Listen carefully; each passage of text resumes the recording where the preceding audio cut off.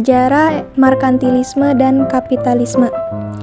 Merkantilisme. Mulai munculnya paham merkantilisme disebabkan karena adanya kesadaran bernegara masyarakat yang tinggi sejak lahirnya negara-negara modern yang merdeka terlebih dahulu di Eropa, seperti Jerman, Prancis, Inggris, Italia, dan Belanda. Agar bisa mempertahankan kedaulatan, kemerdekaan, dan kesejahteraan rakyatnya, negara tersebut harus memiliki kondisi ekonomi yang stabil dan kuat supaya bisa bertahan. Kebijakan yang muncul pada masa merkantilisme adalah mengabaikan sektor pertanian yang mengakibatkan timbulnya berbagai kritik. Pokok dari pemikiran konsep merkantilisme adalah neraca perdagangan, mekanisme arus logam mulia, teori kuantitas uang dan proteksi terhadapnya. Dari ketiga pokok pemikiran paham ekonomi tersebut menjadi terpusat pada doktrin merkantilisme, yaitu hasil neraca perdagangan yang harus menguntungkan. Berikutnya ada sejarah kapitalisme. Paham kapitalisme lahir pada tahun 1648 dan mulai dikenal dengan adanya Perjanjian Westphalia sebagai tanda berakhirnya 30 tahun perang yang dilakukan oleh Katolik dan Protestan di Eropa. Lalu pemikiran tersebut dipengaruhi oleh rasionalisme yang kemudian menguatkan paham kapitalisme. Setelah itu masyarakat percaya bahwa nasib seseorang harus ditentukan oleh masing-masing individu tersebut. Sehingga mereka merasa bahwa setiap individu berhak mendapatkan kebebasan hak milik. Dari situlah mulai muncul sistem ekonomi kapitalisme yang berkembang hingga saat ini. Pengertian merkantilisme dan kapitalisme.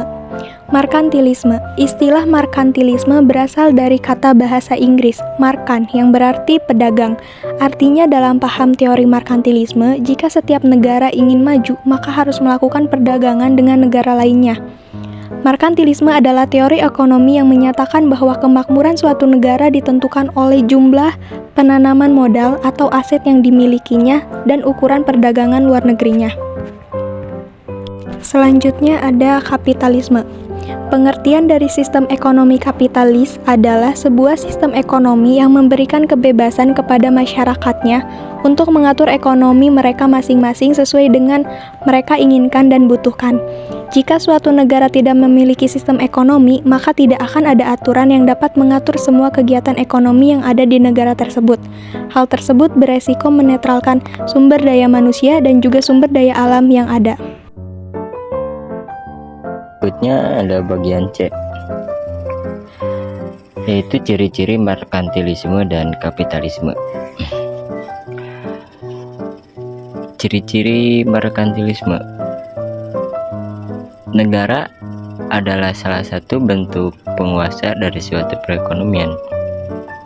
Poin kedua, memperoleh logam mulia sebanyak mungkin dan hal tersebut menjadi hal utama.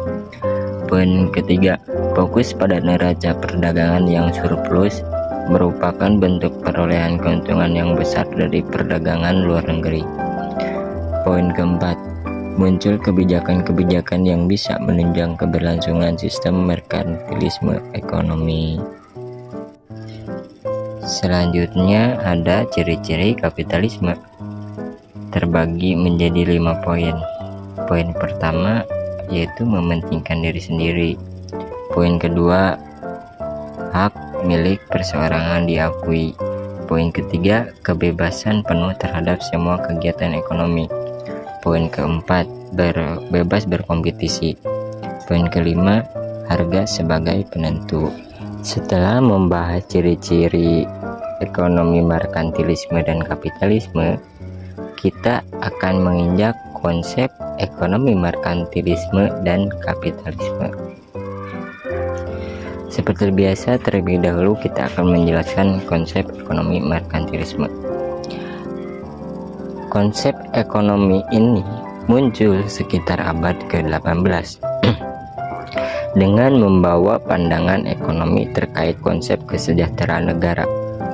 Konsep pemikiran ini menganggap bahwa suatu negara yang ingin lebih maju harus menjalani kerjasama perdagangan dengan negara lain. Kemudian, dari perdagangan luar negeri inilah yang nantinya akan menghasilkan surplus perdagangan luar negeri dalam bentuk emas juga perak. Yang kedua, ada konsep ekonomi kapitalis.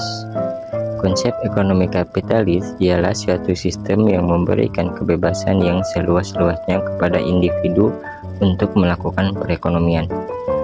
Konsep ini lahir sebagai orde ekonomi dengan memakai konsep laissez-faire. Apabila kaum kapitalis dalam kerjasama berusaha mencapai keuntungan yang sebesar-besarnya, kaum buruh pun juga berusaha memperoleh upah yang sebesar mungkin. Kaum buruh tersusun di dalam serikat pekerja dan kaum majikan organisasi perusahaan. Selain itu, sama sekali tidak boleh ada intervensi dari pihak pemerintah dalam urusan ekonomi. Kebijakan yang ada pada ekonomi merkantilisme. 1. Pendirian daerah dijajah di luar negeri. 2. Tarif tinggi dikenakan pada produk jadi. 3. Mengoptimalkan penggunaan sumber daya dalam negeri. 4. Ekspor emas dan perak termasuk metode pembayaran dilarang. 5. Koloni dilarang berbisnis dengan negara lain. 6. Mendominasi pasar di pelabuhan-pelabuhan utama. 7. Membatasi upah. 8. Mengeluarkan subsidi ekspor.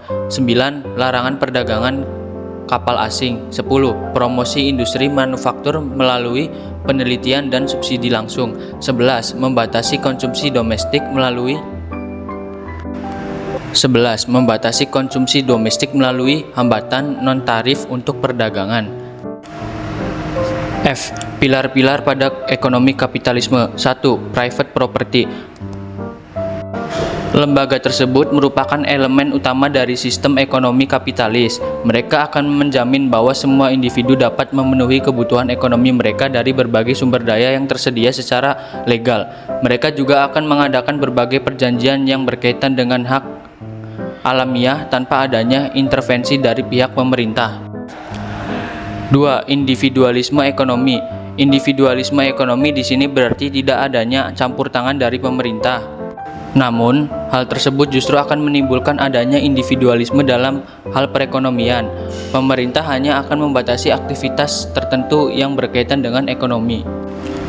3. Persaingan pasar bebas. Prinsip kerja dari sistem ekonomi kapitalis pada dasarnya adalah meningkatkan persaingan yang ada di pasar.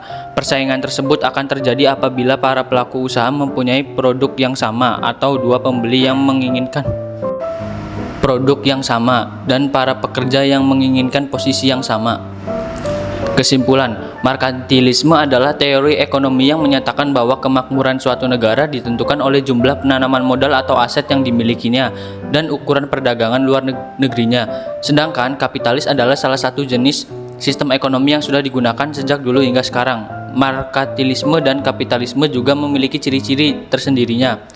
Konsep pemikiran merkantilisme ini menganggap bahwa suatu negara yang ingin lebih maju harus menjalin kerjasama perdagangan dengan negara lain. Sedangkan konsep ekonomi kapitalis adalah suatu sistem yang memberikan kebebasan yang seluas-luasnya kepada individu untuk melakukan perekonomian.